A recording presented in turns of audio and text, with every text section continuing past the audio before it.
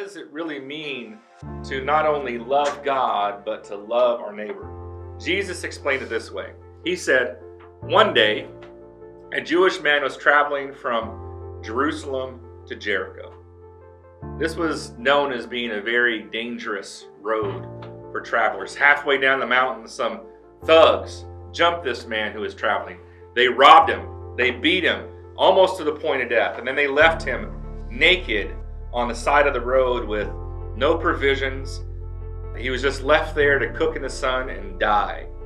And as he laid there, we're told that a priest saw him laying in that ditch.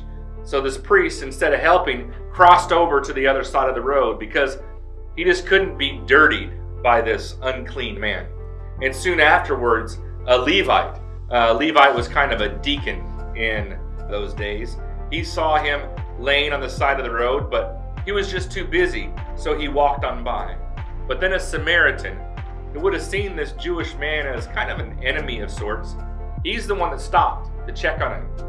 He risked his own safety, considering the same thugs that had jumped this and beat this man up were probably still in the area, but he risked his own safety to help this person who was in need.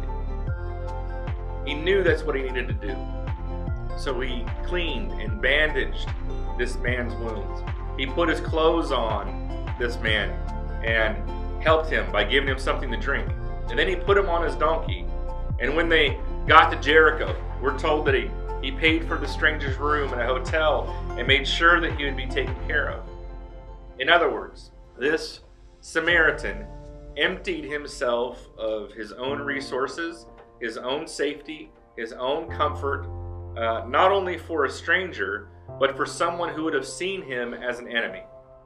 This Samaritan, who was a follower of God, understood the Shema.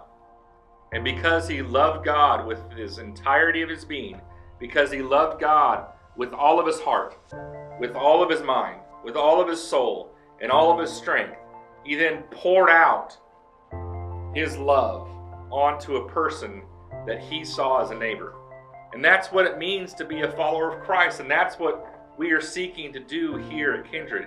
We want to love God with everything that we are. We want to love God with everything that we do, with everything that we have. And because of that love, we want to pour that love into other people's hearts.